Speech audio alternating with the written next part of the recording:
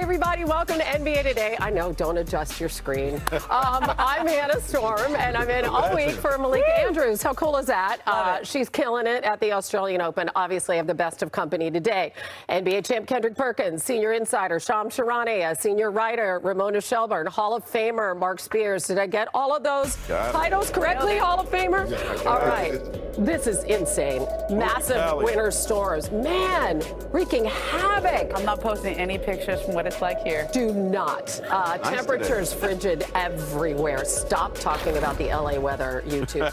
In Atlanta, Pacers-Hawks tip-off was moved up 6 hours due to weather. Obviously, they're underway right now. Yeah, CJ McCollum. How about that? To Dyson Daniels off the pick and roll. I didn't know he had them hops. Oh, I'm sorry, Micah Potter, for showing this.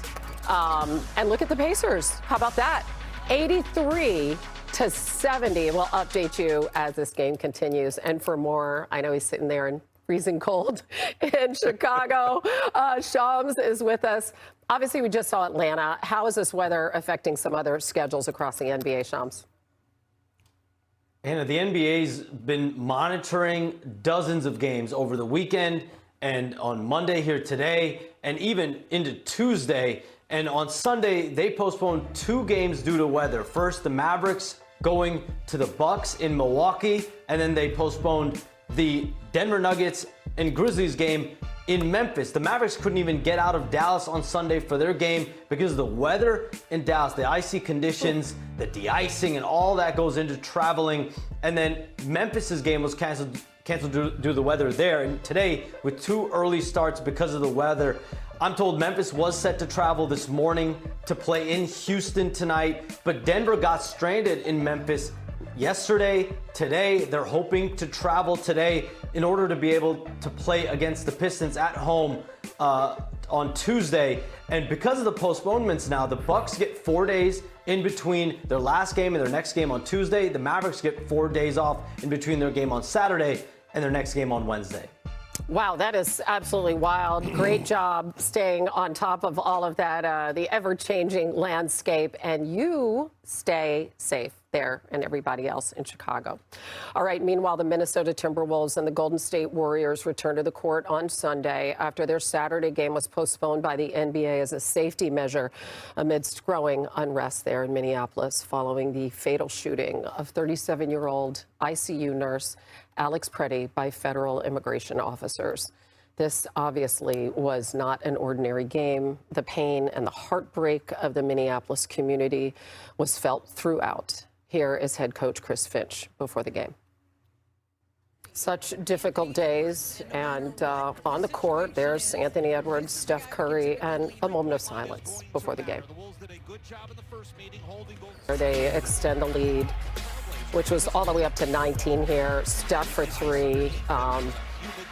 Listen, he found some fans during the stoppage time, signed some autographs there. The Warriors won this one, 111-85, and then you see the hug between the two coaches. Here was Steve Kerr afterwards.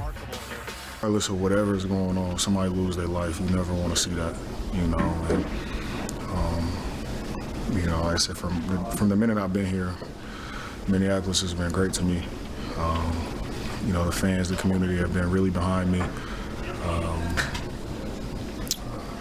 Everyone, neighbors that I live, community I live in, the school my son goes to, just everything, it's been nothing but a joy living here. So things like this happening in the community is tough.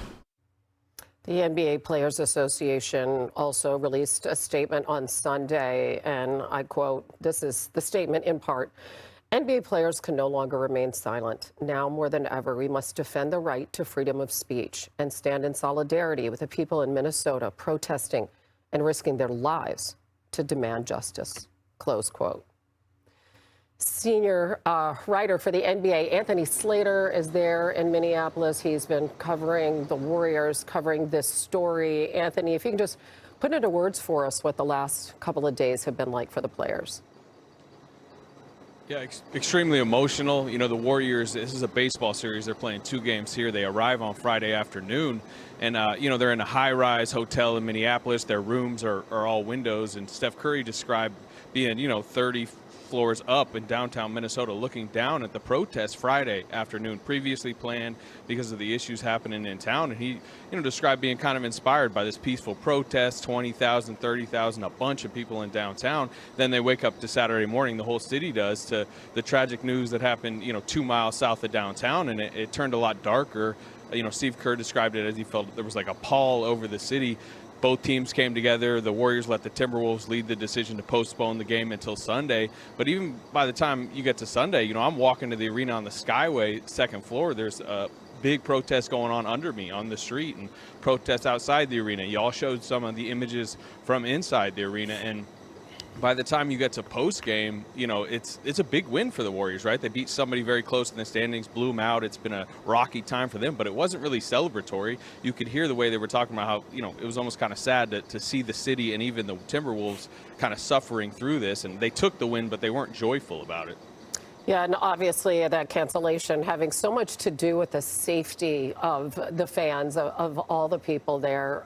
Let's get to the basketball, because now, because of the change in schedule, there is a back-to-back, the second half of which obviously will be at Target Center. What more can you tell us about Steph's availability tonight? Yeah, so Steph described himself Saturday when they were going to play the first game as watching the news glued to the TV all day. But at some point he came over to the arena and did a workout to kind of get away from it, and he started to feel an issue in his right knee. They're listing it as like basically patella inflammation. It's a minor issue, but he was questionable yesterday, did play, scores 26 points in 28 minutes. They're listing him again as questionable tonight. I think he'll warm up and try, but it's definitely something to monitor. And one of the things we should mention is he did pass John Havlicek on the all-time scoring list with that game. With his performance, he's now tied with Paul Pierce at 19th all-time. Anthony, thank you. We appreciate it. All right, on Friday, we had some news that, well, potentially could have a major impact on the league. This is Giannis Antetokounmpo suffering a right calf 6 weeks, and today Doc Rivers was asked if the Bucks have considered shutting him down. No, there's no thought to that. But listen, there's no timetable either. We thought we had waited longer the first time, and at points he was 100%. But there's calf strains all over the league. I can't give you the answer. Why? Listen, obviously this news is significant because we're just 10 days away from the NBA trade deadline. If the Bucks want to make a move involving Giannis or not, the clock is ticking here. He's eligible for the Supermax extension, but if the Bucks don't think he's going to sign with them, then this window will be their only chance maybe to move him until they know for sure. A lot of layers to this story. Guys, let me start with you, Perk. What do you think the Bucks do next? Where should they go from here? Hannah, good to see you. I don't know how y'all feel, but I got this fatigue, and I knew it wasn't my diabetes because I took my shot yesterday. It's this Giannis and Bucks. It's this Giannis and Bucks fatigue that I have right now. Can somebody be an adult in this situation? Like, at this point, Giannis is wearing out his welcome, and on the other hand, the Bucks are just holding on for what? When you could trade this guy and get back with everything and more, including looking at possibly looking up like the Dallas Mavericks. Maybe you end up getting a lottery pick this season, especially with what I'm seeing in the college level, one of the greatest freshman classes ever.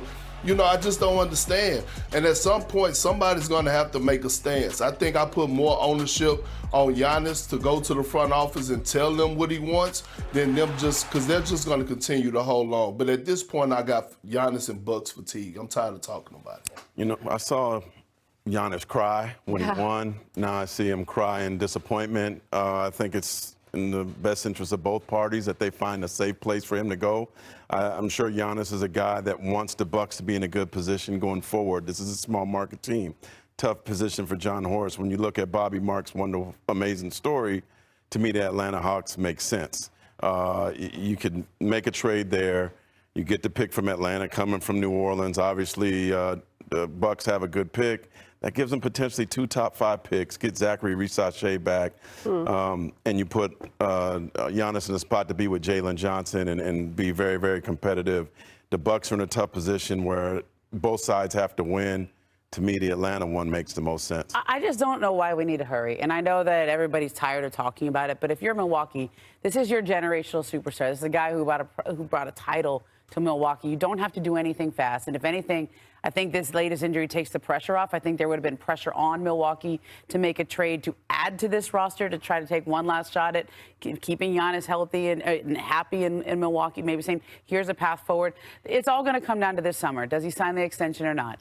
And you don't have to make a move for this summer right now because he's going to be out for an extended period of time. Maybe there's a better trade near the draft. Maybe there's time to resurrect things or do something different. You don't have to make any trade under duress, especially while the man is hurt. Should they shut him down for the season, guys? I think he's played his last game.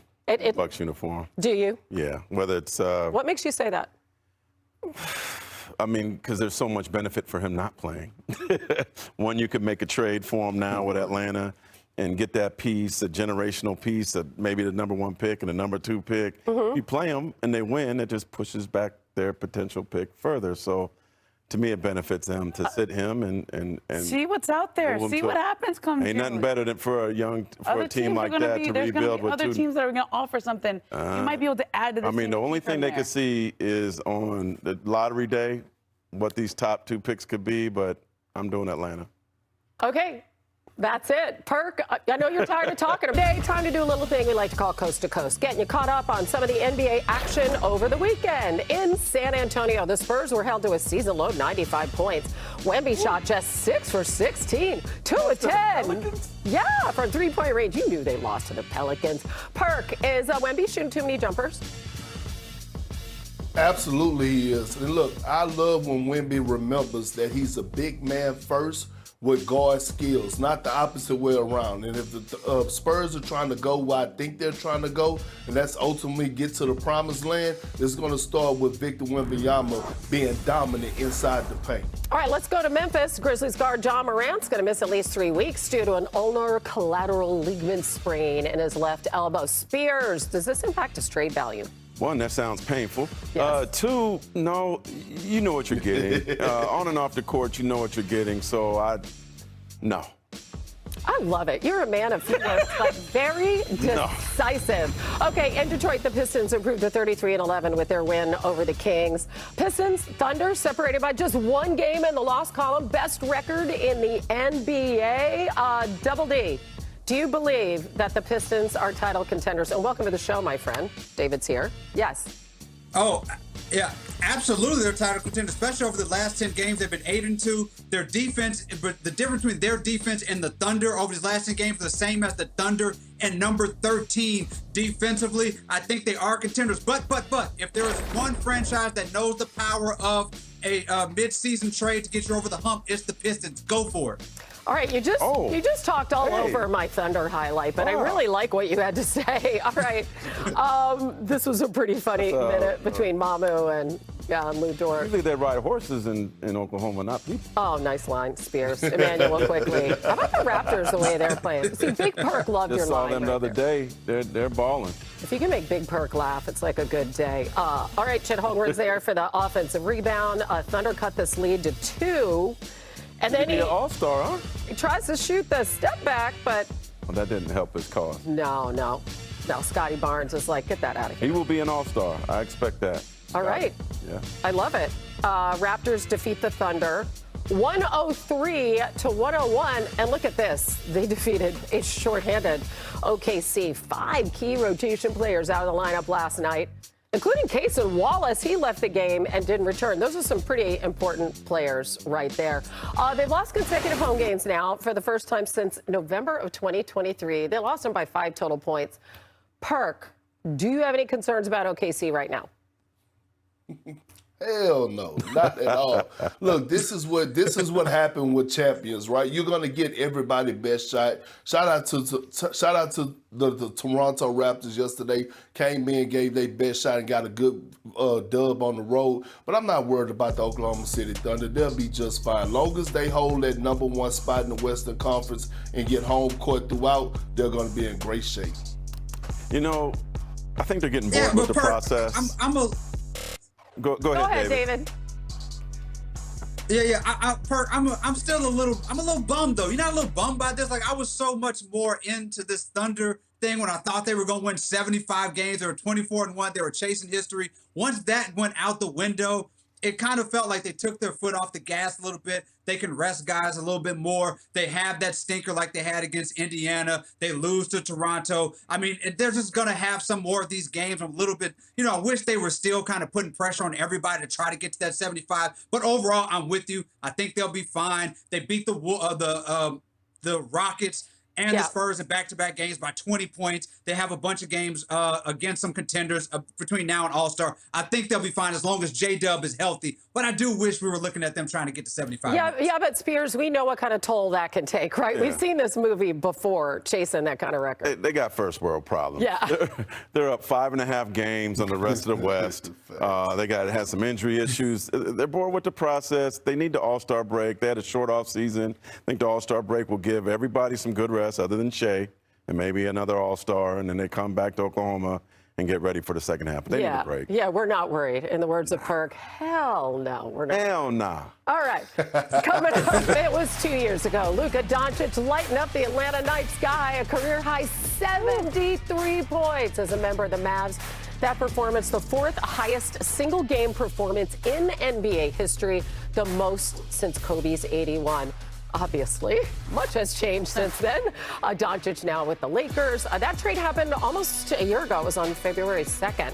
And Saturday, Luka back in Dallas for just the second time since the trade. Hannah Storm and Ramona Shelburne here. Thought it was really cool. He bought a suite for some of his loyal fans. There was right? a lot. I mean, he went to the wrong locker room at halftime. Oh, we're going to see that. First, we want to see this because this, listen, Luka had a big game, as you might expect. Right? Yeah, I think he's always going to have a big game against the Mavericks whenever they play every year. He was definitely enjoying himself. The lob to DeAndre Ayton. And on the final play of the first half, Ayton actually missed a lob from Doncic here. But this is what Ramona was talking about. He heads to the wrong locker room. He has the whole locker room. I know, so many times over the years. That's really sweet.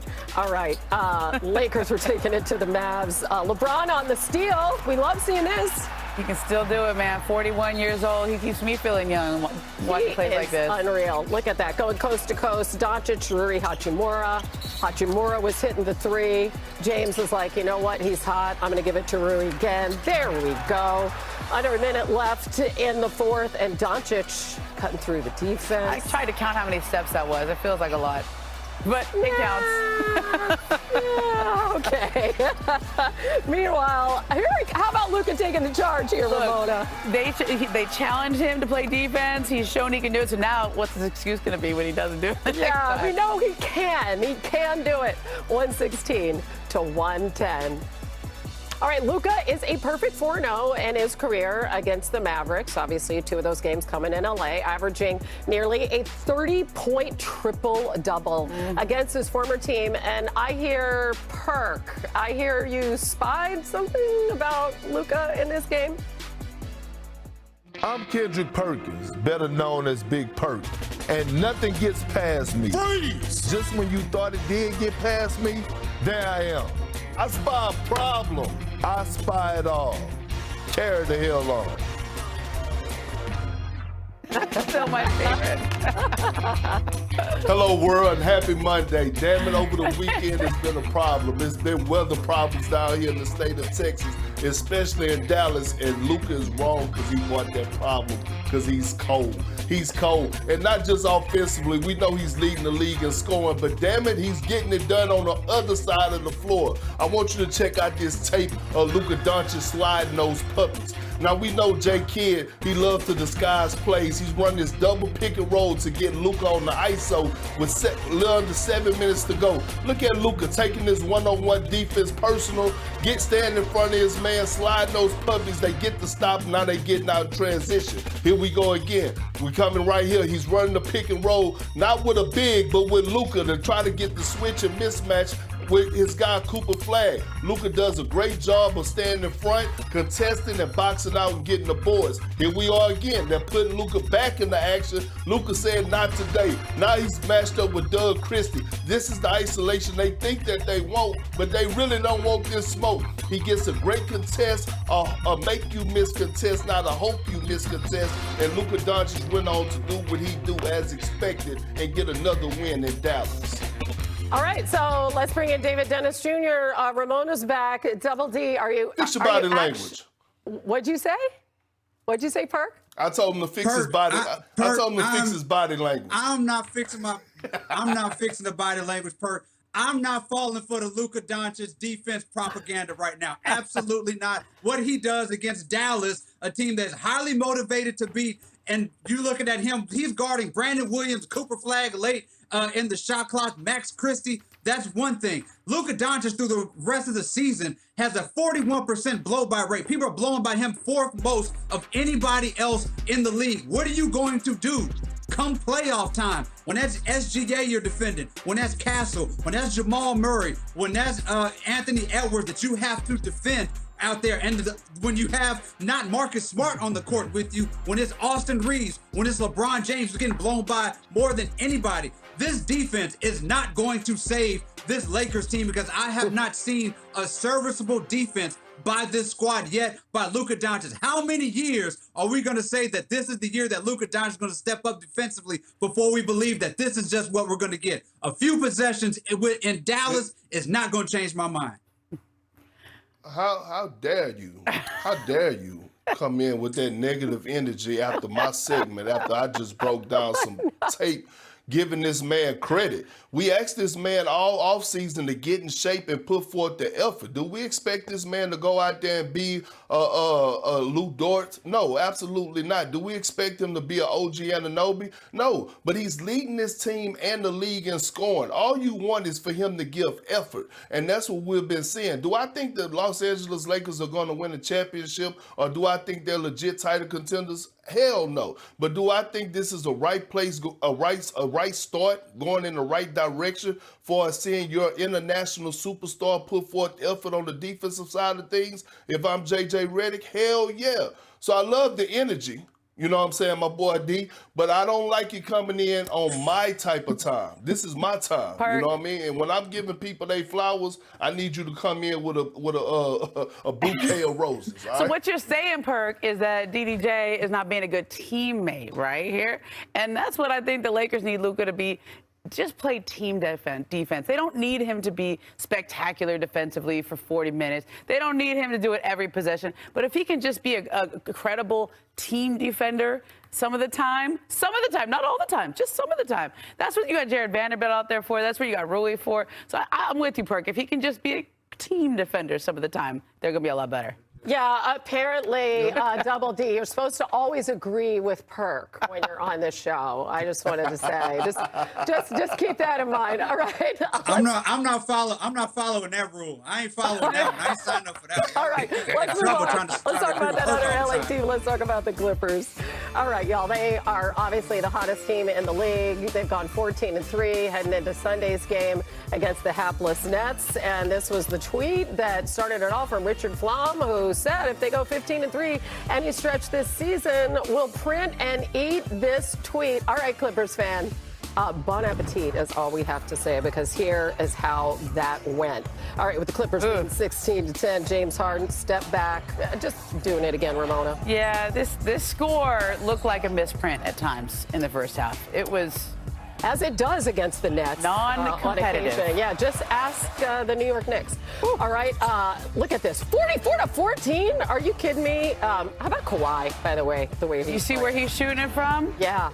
We're going to talk about that later. Yeah, we are? Is that a tease? I think so. All right, you're telling me he extends the Clippers' lead to 34. I like you setting it up for me, Ramona. Thanks.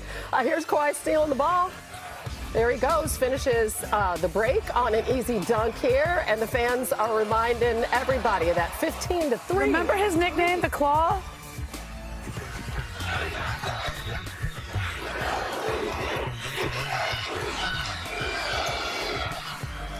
Clippers win 126-89, and Ty Lue didn't really know about it before, but he was asked about it after the game. They said exactly 15-3? Yeah, if they had 15 wins over any 18-game stretch, and then starting that night, you guys won 15 of 18. We got to get him on camera then. Where's he at? We got to get him on camera. Tell him to call in. Dennis, give him a number, Dennis. We got to see it. Got to go live. Yeah, I didn't know about that. I like this. Big perks. So how does one actually properly prepare a tweet to be eaten?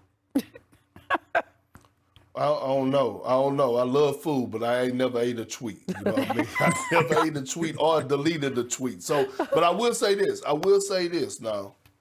Listen, in order for a team to go 15-3 over their last 18 games, they got to be playing. They got to have chemistry. In order for guys to be stars in their role, what we're starting to witness it got to be a sense of togetherness. In order for coaches to be able to do their jobs at the highest level, a la Ty Lue, a la Van Gundy, you got to have guys to buy in. And right now, this is what we're seeing. We're seeing togetherness in this group. And this togetherness has transformed since they released a certain individual in CP3. Now, I'm not pointing the finger. I'm just stating the obvious. The obvious is this group looks together. They have crawled their way back into the play-in tournament, and they're going to continue to grow under the leadership of Kawhi, James, and T. Lue, and this team could be a problem come postseason time. By the way, that happened on December 3rd, and this run started on December 20th, a couple of weeks later. Yeah, look, Kawhi Leonard is a big part of this. He's leading the league in scoring and steals since December 20th, okay? But when I talked to him the other night, I said, what's been the biggest part of this? And he said, they've talked to him about shooting more three-pointers for a long time. And he never wanted to do that because he's so good in the mid-range. But finally, he said Jeremy Castleberry, his developmental coach that he's been with for a long time, got through to him. And look at how he's increased his three-pointers. 5.4 in October, 5.8 in November, all the way up to 7.4, now 8.7. When he shoots more threes, Kawhi said, when I shoot more threes, even if I don't want to, I know that it encourages the rest of my teammates to shoot more threes. Even if I don't make them, well, guess what? He's making 43% of his threes since December 20th. And that's totally unlocking the Clipper offense because he shoots threes. They got to defend him out there. It opens up the driving lanes. There's more space inside. And I think that was a Kawhi Leonard's leadership moment, if you want to call it that. Like, I'm going to sacrifice myself and shoot 12 threes a game if I can get it up that high. I think that's his goal, to keep doing that the rest of the season. By the way, if you're going to eat a tweet, I mean, I would assume that you print it out and then you do something like this, and I don't know. No, I think chop it up, stir it up, fry it. Do you shred it? I would soak it in some batter and fry it. What do you do? Fry it! Yeah. Oh, that's a great idea. Chicken wings with a little bit of tweet in it. Yeah, there you go. The Bulls' Derrick Rose wasn't just a star, he was their star. In honor of his jersey retirement on Saturday night, Justin Tinsley reflects on Rose's legacy and bond with his hometown. Dear Pooh, the world knows you as Derrick Rose. With the first pick in the 2008 NBA draft, the game-changing point guard. The Chicago Bulls select Derrick Rose. But Chicago knows you as Pooh. The quiet floor general with the game as powerful as the winters here, and as delicious as that Harold's mild sauce. This past weekend, your jersey ascended into air only Bulls immortals breathe. But the spirit of this city, your city, he's from Chicago, is the eternal flame. It's not merely a feel-good moment for an all-time franchise great. This is Chicago history. We laud your career. This is for the city of Chicago more than anything. Having the city jumping in a way not seen since the 90s with, you know who. The fast breaks, the all-star games, the game winners. Rose trying to get open, fires away, bang! This moment right here, though, this is for Inglewood, for Simeon, for Benji. Pooh, you're what happens when roses from this city receive the chance to blossom. Neighborhoods that didn't always get along found a truce in your talent. You were a missionary from the same streets that have become a villain in so many stories. That's bigger than basketball. That's hood diplomacy. How your life played out is akin to a rose in this city. The league saw your beauty. Home felt your pain. And there were many examples. But a real rose can't exist without its thorns. You planted roots of pride that will live longer than any of us ever could. The city always knew you were the one. Enjoy basketball immortality, Pooh. You more than earned it. From the West Side with love, Chicago. Man, thanks, Justin Tinsley. That was just beautiful, wasn't it? This was so cool. Yeah, The family, former teammates, Spears. And we're always going to wonder what if with Derrick Rose, former MVP, 3-time All-Star, eligible for the Hall of Fame in 28. He's getting in. You think he is? Why do you say that, Ramona? As Mark pointed out, obviously what he did in Memphis and college. Yeah.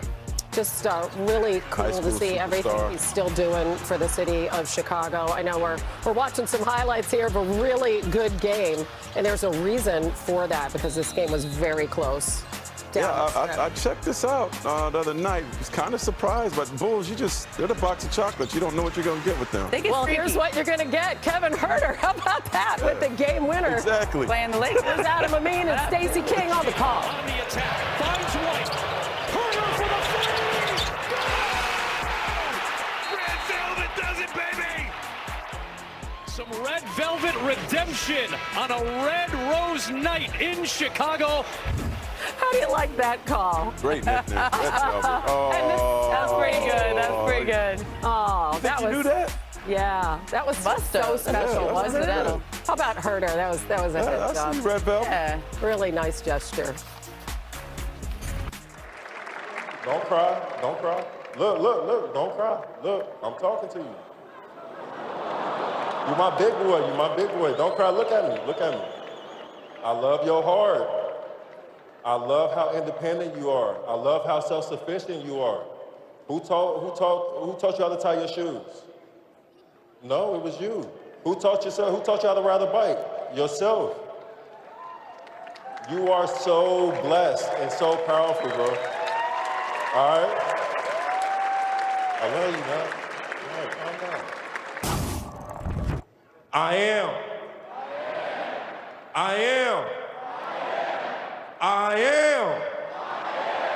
I am the greatest ever.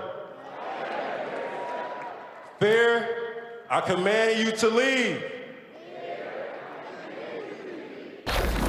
Since I said that before every game, every level in my life is forcing me to be great. And that's why I wanted you all to repeat it, because I just tricked you all too. Thank you.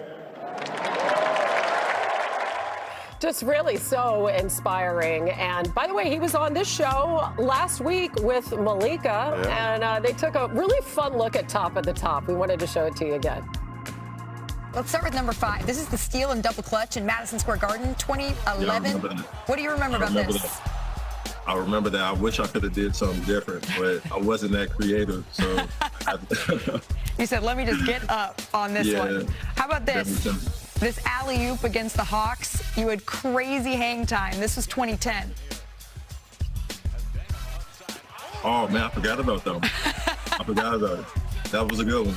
A little more creative? Yeah, that was creative. I had to catch. How about 2011, the playoffs? How'd it feel? Yeah. It felt amazing. I had control over my body the entire time, and I put it in my mind that I was going to remind myself in the air to be able to. No, I ain't call it, but it's game. Call game. That stoic face. All right, you said our number 3 was your favorite, so this is our number 1. We'll see what you think about it. Your iconic. Really cool to see this rose blossoming, right, in his post-basketball life. And just the pride of the city forever hanging above it. Derrick Rose etched into Chicago Bulls history. Well deserved, brother. College ranks. This apparently is the new 40, courtesy of all those college freshmen. BYU freshman A.J. Debonsa continuing his stellar season. This time, he scores 43 points against their rival Utah. Sets a Cougars freshman scoring mark, 43 points. All right, how about Kingston Flemings of Houston dropping a career-high 42 at Texas Tech? First freshman in U of H history of a 40-point game. And, I mean, listen, they had the Big E, they had Akeem, they had Clyde, they had Phi Slam and Jamis. That's 6'4", too. Pretty darn good. How about Keaton Wagler? Did you see what he did this weekend? I did not. 46 points in a road upset over Purdue. College. 46. Yeah, 18th in the latest mock draft. See, all our NBA people here are so very excited by these super freshmen. But we're going to go to the expert. We're going to go all the way across the country to Bristol, Connecticut, snowy Bristol, where Seth Greenberg bravely made his way into the studio. Seth is going to talk about this class, and we have a doubleheader tonight on ESPN. What stands out about this is supposed to be like a generational class of talent, right? It is a generational class, and to me, it's their poise, their professionalism, their approach. These guys are well beyond their years. Their basketball IQ is off the charts. They're not about scoring points, and they do score points. They're about winning. They take what the defense gives them. They read the play. They're terrific passers. They have floor games. They're shot makers. They're competitive defensively, and they're great teammates. The thing that's impressed me the most has been their approach. Their approach to playing college basketball is about having their 2 feet planted where they are, embracing the moment, and being about winning and making others better. Hey, let's face it, these guys are already pros, right? I mean, in a lot of senses. Okay, Perk, we had you do a little extra work today. We asked you for your list of your top 5 freshmen, so show us your rankings. Well, look, I had to, because we're talking about one of the greatest freshman class ever when it comes down to this year's college basketball. And so I got 5 guys that I believe that is the top 5 guys in this class. Obviously, I got A.J. DeBouncer, Darren Peterson, Cam Boozer, Caleb Wilson.